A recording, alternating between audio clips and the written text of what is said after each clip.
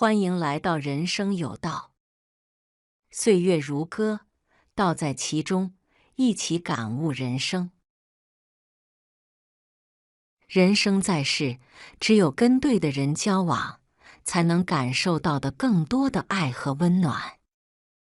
它带给你的，会是一些正面的情绪价值，会助力你成为一个更好的人，会在你有需要的时候及时搭把手，会在你迷路的时候及时带着你回头。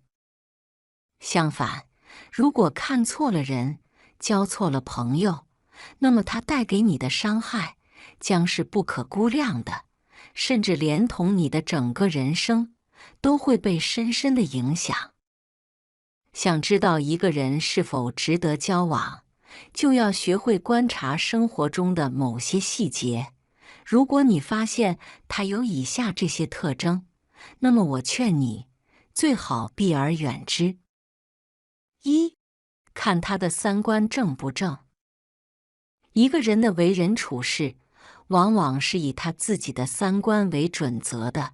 如果连三观都不正了，可见他做人做事有多么离谱。比如，一个人不相信努力的意义，而是过于相信命运。他觉得别人过得好，纯粹是因为命好，而自己过得不好，则是因为命不好。一旦有了这样的想法，他就不会再努力了，而是整日想着眼红别人，妒忌别人，甚至最后会走一些歪门邪道，生生地把自己的路走窄。还有的人会在别人面前抱怨自己丈夫的不是，甚至说哪天遇到更好的，就和她老公离婚。这种经常抱怨丈夫、随时准备离婚的女人，对婚姻缺乏敬畏与责任感，以功利心对待感情，对伴侣不尊重、不感恩，也未表现出成熟的情感处理能力。与这样的人交往需谨慎。世界观、人生观和价值观会影响着一个人的人生道路。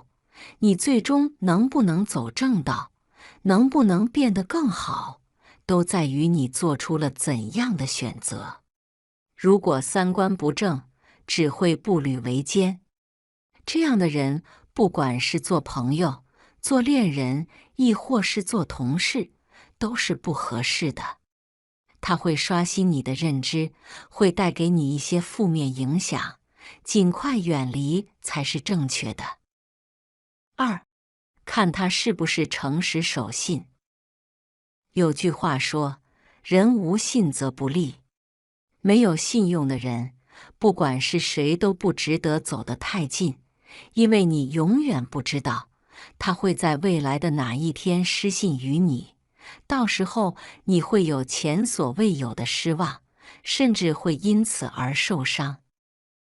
比如，你出于信任把钱借给他，他原本答应的好好的，会按时归还，可是他最终没有做到。你给了他很多次机会，他一次又一次对你失信。这时候你就会清楚，他到底是一个怎样的人。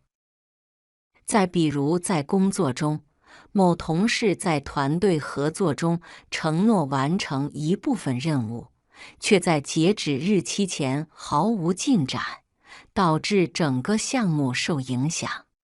他不仅不承担责任，还推卸给其他同事，严重破坏团队关系。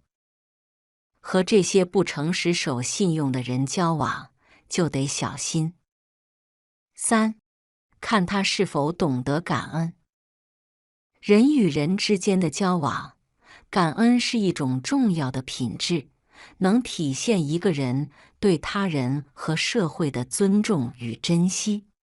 如果一个人懂得感恩，他不仅能够珍视他人给予的帮助，还能以实际行动回馈这些善意，形成一种良性的互动关系。反之，一个不懂得感恩的人，很可能漠视他人的付出，甚至将善意视为理所当然。这样的人往往难以建立长期而健康的关系。一位学生在经济困难时得到了同学和老师的资助，让他完成了学业。毕业后，他不仅对曾经帮助过他的人表示感谢，还主动回馈社会，设立了助学基金，帮助更多的贫困学生完成学业。这种行为表明他懂得感恩，并将感恩之情化作行动，让更多的人感受到善意的力量。最终，他的行为赢得了社会的尊重和支持，他的人际关系也因此更加稳固而温暖。相反，如果一个人在接受了帮助后，没有表示任何感谢，甚至将别人的善意视为理所当然，这种态度往往会让帮助他的人心寒。例如，某位职场新人在入职初期得到了前辈的悉心指导，但当他取得一定成绩后，不仅没有感谢前辈，反而在背后批评他们的不足，甚至背后给前辈捅刀子。这种行为不仅让前辈感到失望，也使周围的人对他的人品产生怀疑，最终导致他在团队中失去了支持。4. 看他会不会看不起人。真正让人觉得舒服的关系，一定是彼此平等的，不可能存在谁比谁高贵，谁比谁卑微的情况。如果你发觉一个人经常看不起别人，那么他的人品可见一斑，要谨慎交往。即便他暂时没有看不起你，你也要预防会有被他看不起的一天。因为这样的人太势利了，他们向来是看人下菜的。你混得好，他会高看你，接近你；如果哪天你落魄了呢，他可能会瞬间远离你。他跟你交往，看重的是你的社交价值，而不是你这个人本身。